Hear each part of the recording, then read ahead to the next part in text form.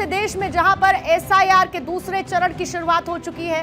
बिहार में एसआईआर का पहला चरण सफलता के साथ पूरा होने के बाद अब चुनाव आयोग ने देश के 12 राज्यों में ऐलान कर दिया है एसआईआर फेज 2 का।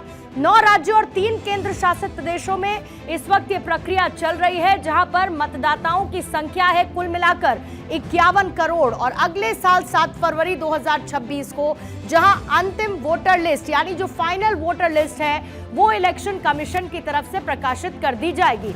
इससे पहले बिहार में जो एसआईआर की प्रक्रिया हुई वो पूरी हुई।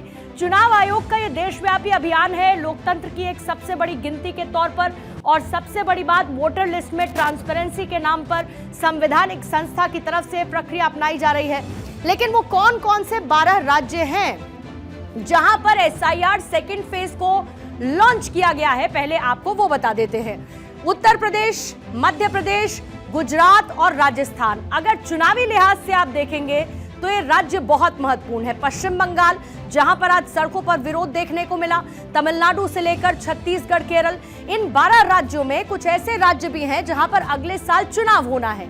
फिर लक्षद्वीप, पुडुचेरी, अंडमान निकोबार और गोवा, ये भी वो राज्य हैं उन 12 राज्यों में शामिल केंद्र शासित प्रदेशों के साथ जहां पर एसआईआर फेज 2 को लॉन्च कर दिया गया। अब इनमें से वो कौन कौन से राज्य, जैसे कि तमिलनाडु है, केरल, पश्चिम बंगाल, पुडुचेरी, ये वो राज्य हैं जहां पर अगले ही साल यानी कि 2026 में विधानसभा चुनाव होने हैं। और ऐसे में इस प्रक्रिया को सिर्फ एक एडमिनिस्ट्रेटिव प्रक्रिया के तौर पर नहीं देखा जाना चाहिए। ये तय है कि ये चुनावों के केंद्र में भी होता हुआ नजर आएगा और चुनावी काउंटडाउन की गिनती के तौर पर भी इसकी शुरुआत के तौर पर इसे देखा जाए। अब जो 12 राज्य हैं उसमें वोटर्स की संख्या और वोटर्स की संख्या के लिहाज से वेरिफिकेशन के लिए 5.33 लाख बीएलओस को लगाया जाएगा, जो कि घर घर जाकर सत्यापन करेंगे। 7 लाख से ज्यादा बीएलए इसमें लगाए जाएंगे और भी तमाम तरीके की तैयारी कर ली गई है। 51 करोड़ मतदाताओं के लिए 12 राज्यों में वोटर लिस्ट की घर घर जाकर जांच होने वाली है और कुल मिलाकर 51 करोड़ वोटर्स की इसमें पहचान की जाएगी। पता और नाम की फिर से पुष्टि होगी, यानी कि उसको वेरीफाई किया जाएगा। इलेक्शन कमीशन 9 दिसंबर को एक ड्राफ्ट इलेक्टोरल रोल जारी करेगा। ये फाइनल लिस्ट नहीं होगी क्योंकि फाइनल लिस्ट फरवरी में आने वाली है। 7 फरवरी को जो फाइनल इलेक्टोरल रोल है उसको पब्लिश किया जाएगा। सिटीजन्स के लिए 9 दिसंबर से 8 जनवरी के बीच का एक समय रहेगा जहां पर उनको सारे के सारे अपने पेपर्स को सबमिट करना होगा और अगर कोई क्लेम है, क्लेम ऑब्जेक्शन है, इस ड्यूरेशन के बीच में उसको फाइल किया जा सकेगा। ये पूरी की पूरी प्रक्रिया चलने वाली है और सुनवाई और साथ ही वेरिफिकेशन 31 जनवरी तक पूरे कर लिए जाएंगे और फिर उसके बाद की तारीख रहेगी जब फाइनल लिस्ट आ जाएगी।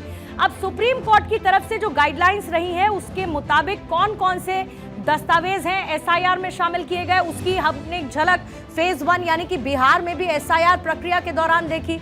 इसमें आपको याद होगा बाद में आधार कार्ड को शामिल किया गया था, लेकिन जो प्राइमरी डॉक्यूमेंट्स हैं वो कौन कौन से हैं? एक तो आपका स्थायी निवास प्रमाण पत्र होना चाहिए, यानी कि आप जहां पर रह रहे हैं उसका डॉक्यूमेंट आपके पास होना चाहिए।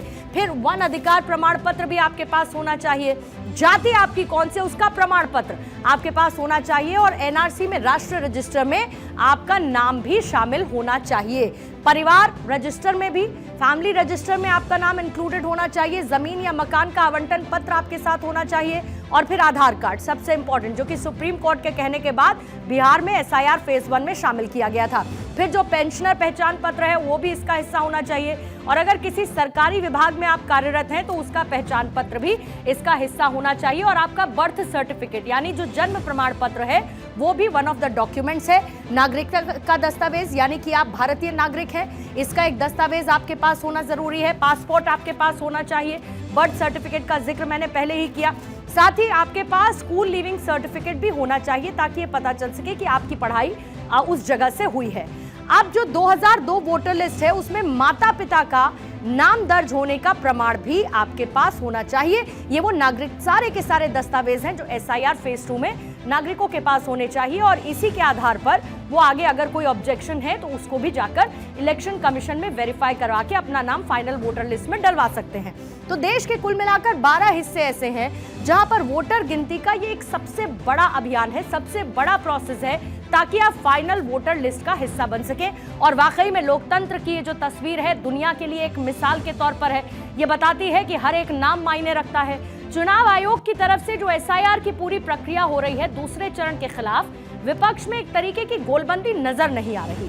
आपको बिहार की तस्वीरें याद होंगी। बिहार में जब ये एसआईआर किया जा रहा था उस वक्त विपक्ष एकजुट नजर आया था। विपक्ष की सुस्ती की सबसे बड़ी वजह जो मतदाताओं के मूड के दौरान देखने को मिली। अब पश्चिम बंगाल में जहां पर एसआईआर प्रक्रिया शुरू हो चुकी है, बिहार की तरह ही पश्चिम बंगाल से लेकर तमिलनाडु जैसे राज्यों में एसआईआर को लेकर हंगामा मचा हुआ है। इसको लेकर विरोध भी देखने को मिल रहा है। कुछ तस्वीरें इस वक्त मैं आपको दिखा रही हूं। ममता बनर्जी आपको नजर आएंगी यहां पर आगे चलते हुए।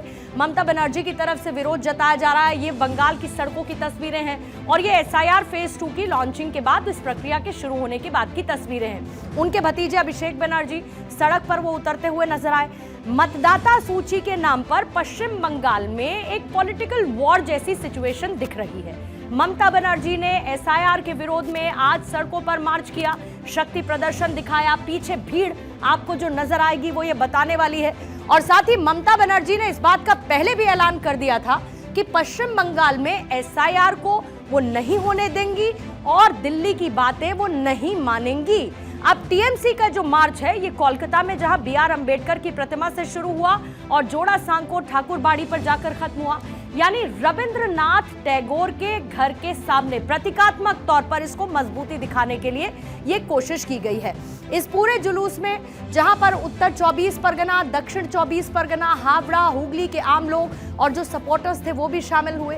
टीएमसी नेताओं और समर्थकों का ये कहना है कि एसआईआर किसी भी कीमत पर उन्हें मान्य नहीं है। हम दीदी के रास्ते पर चलेंगे। इस जुलूस में तृणमूल के कई मंत्री, टॉप लीडर शामिल रहे और टीएमसी चाहती है कि यह मैसेजिंग हो कि एसआईआर के बहाने लोकतंत्र पर हमले को बर्दाश्त नहीं किया जाए। सब ठीक ठाक कर दिया, हमने ऐतिहासिक बना दिया, एसआईआर को ऐतिहासिक बना दिया। क्या ऐतिहासिक है? तो अगर 700 वोट 2002 में जो मैप किया उसमें है, तो अभी कैसे अब जो नया मैप बनाया तो इसमें 526 वोटर को नाम निकाल दिया। अगर तुम जनता का पास से 1000 करके आधार कार्ड बनाने के लिए लिया तो तुम क्यों अभी कहते हैं Aadhaar card, no Aadhaar for voter list, no Aadhaar for ration card, लेकिन बैंक में जब आप अकाउंट करने जाता है तो आधार लिंक चाहते हैं।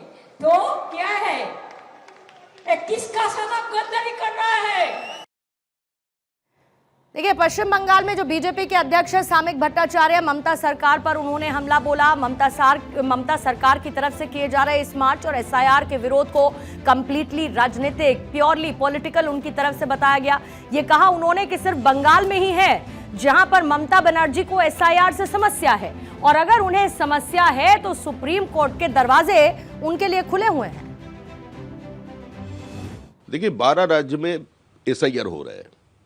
पश्चिम बंगाल छोड़कर किसी भी राज्य में इतना हल्ला मचाने किसी को देखा? चुनाव आयोग एक संवैधानिक संस्था है, वो भारतीय जनता पार्टी का कोई विंग नहीं है। अगर ममता जी को कुछ कहना है तो उसके लिए सुप्रीम कोर्ट के दरवाजा खुला हुआ है, सुप्रीम कोर्ट जाए। ममता बनर्जी एसआईआर लेकर इतना हल्ला इसीलिए मचा रहे हैं, ये पिछले 14 साल में जैसे उन्होंने लूटा है उसका पूरा पार्टी इस लूट में शामिल हो गया। ममता जी रोहिंग्या को पश्चिम बंगाल में बुला रहे हैं, there are welcome guest in a lone state. Bangladeshi Muslim घुसपैठियों का नाम वोटर लिस्ट में रह जाए, ये क्या कोई आम जनता चाहते हैं? उधर शुभेंदु अधिकारी की तरफ से भी टीएमसी पर आरोप लगाए गए। ममता बनर्जी से सवाल पूछा गया, टीएमसी पर नागरिकता संशोधन अधिनियम को लेकर कैसे हिंदू मतदाताओं को गुमराह किया गया, यह आरोप शुभेंदु अधिकारी ने लगाया। उन्होंने साथ ही यह भी कहा कि सीए के तहत आवेदन करने से हिंदुओं को हतोत्साहित करने के लिए एक झूठा प्रोपेगेंडा फैलाया ममता बनर्जी ने। शुभेंदु अधिकारी ने इस बात का दावा किया कि सीए के लिए 50,000 से अधिक लोग पहले ही आवेदन कर चुके हैं और मतदाताओं से हिंदुओं के हित को नुकसान पहुंचाने के लिए एक झूठा प्रोपेगेंडा चलाया जा रहा है। लोग इस पर विश्वास ना करें, यह भी शुभेंदु अधिकारी ने कहा। उन्होंने कहा कि कुछ लोग झूठ फैला रहे हैं और हिंदू मतदाताओं को गुमराह कर रहे हैं। वो बांग्लादेशी मुसलमानों के नाम हटा रहे ताकि हिंदू लोग सीए के लिए आवेदन ना करें और उनके नाम मतदाता सूची में ना आए।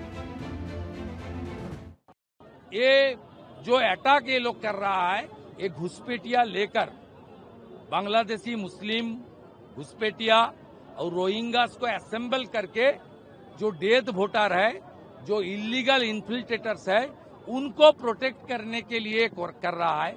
पिछले टाइम जो सीएए लाया था भारत सरकार, तब भी ये एनआरसी बोल के बंगाल में बहुत सारा क्षति पहुंचाया।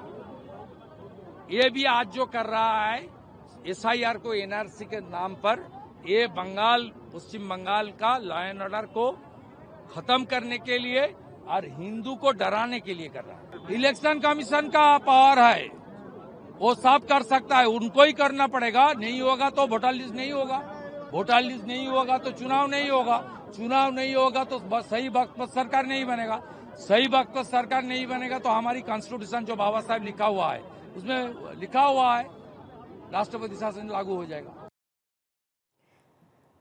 तो ऐसा नहीं है कि सारा का सारा बवाल सिर्फ बंगाल में है। तमिलनाडु में भी जो एसआईआर की प्रक्रिया शुरू हुई, उसके बाद एक राजनीतिक बवंडर का सिलसिला शुरू होता हुआ नजर आया। जो राज्य की सत्ताधारी पार्टी है यानी डीएमके और स्टालिन सरकार ने भी इस प्रक्रिया को चुनौती देने के लिए सुप्रीम कोर्ट जाने की बात की है, फैसला किया है। स्टालिन ने विपक्षी पार्टियों के साथ बैठकर इस बात का ऐलान किया कि जो एसआईआर है वो लोकतांत्रिक प्रक्रिया नहीं बल्कि एक तरीके का राजनीतिक दबाव है। डीएमके की तरफ से क्या कहा गया है, डिटेल में उनका वर्जन आप जान लीजिए।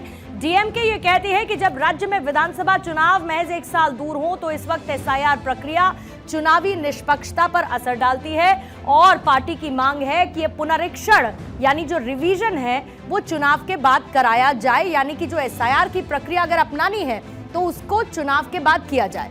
अब ऐसे में एक बहुत इंपॉर्टेंट सवाल है स्टालिन के इस बयान के बाद कि एसआईआर पर आखिर इतनी हाय तौबा क्यों मची हुई है और क्या विरोध सिर्फ इंडिया अलायंस वाले शासित राज्यों में क्यों हो रहा है। जो एसआईआर है यानी कि स्पेशल इंटेंसिव रिवीजन है, ये चुनाव आयोग की तरफ से प्रक्रिया है। इसमें वोटर लिस्ट को अपडेट किया जाता है। 18 साल से ज्यादा की उम्र के नए वोटर्स को, जो फर्स्ट टाइम वोटर्स होते हैं, उनको जोड़ा जाता है। जो अब इस दुनिया में लोग नहीं हैं उनके नाम इस वोटर लिस्ट से हटा दिए जाते हैं। जो लोग उस जगह को छोड़कर दूसरी जगह शिफ्ट हो चुके हैं, यानी अगर डुप्लीकेसी है किसी भी तरीके की, तो उसको वेरीफाई किया जाता है, हटाया जाता है। वोटर लिस्ट में अगर नाम की, पते की कोई गड़बड़ी है उसे दूर किया जाता है। अब जो इंडिया अलायंस के नेता हैं उनका ये तर्क है कि एसआईआर की आड़ में वोटर लिस्ट के साथ छेड़छाड़ हो सकती है। उनका आरोप यह है कि बीजेपी शासित केंद्र चुनाव से पहले वोट बैंक में सेंधमारी की कोशिश करती है, लेकिन बीजेपी ने इन आरोपों को पूरी तरीके से बेबुनियाद बताया। बीजेपी का आरोप यह है कि जिस एसआईआर की मांग महाराष्ट्र में विपक्षी दल कर रहे हैं, लेकिन बंगाल और तमिलनाडु में एसआईआर का विरोध हो रहा है। This is not about SIR, ये है संविधान परिवार और बचाओ अपना अपना परिवार, और इसलिए एसआईआर के नाम पर डाइवर्ट, डिस्टोर्ट और दंगे करने वाले एक बार फिर से काम पर। और इसीलिए देखिए ना, ये वही एसआईआर है जिसकी मांग महाराष्ट्र में विपक्षी दल कर रहे हैं, वहां पर ये एसआईआर का समर्थन कर रहे हैं, और बंगाल में और तमिलनाडु में विरोध कर रहे हैं। 2004 से पहले 12-13 बार एसआईआर किया गया, उसका समर्थन करते थे, आज विरोध कर रहे हैं। बंगाल में ममता बनर्जी 2005 में बोलती थी घुसपैठिए वोटर्स को और अवैध वोटर्स को हटाओ। तमिलनाडु में डीएमके बोलती थी 50 लाख वोटर को 2016 के चुनाव से पहले हटाने की बात करती थी, तब वो समर्थन में थे। आज एसआईआर जो है वो खराब हो चुका है। तो ये एसआईआर का विरोध नहीं, ये दरअसल बहाना है, अपनी नाकामी को छिपाना है, अपने आप को हार से बचाना है। देखिए, सियासत की अपनी जगह है, लेकिन क्या हर बात में विरोध करना सही है? लेकिन क्या एसआईआर से वोट बैंक पर असर पड़ेगा? जिस तरीके से चुनाव से पहले एसआईआर को एक राजनीतिक हथियार, एक पॉलिटिकल टूल की तरह इस्तेमाल किया जा रहा है, इसे राजनीतिक रंग में रंगा जा रहा है, जो जाहिर है कि आने वाले दिनों में और गहरा होता हुआ नजर आएगा। और जैसे जैसे ये प्रक्रिया आगे बढ़ेगी, वैसे वैसे चुनावी राज्यों में खासतौर पर इसका एक इम्पैक्ट विपक्षी दलों द्वारा देखा जाना भी तय है।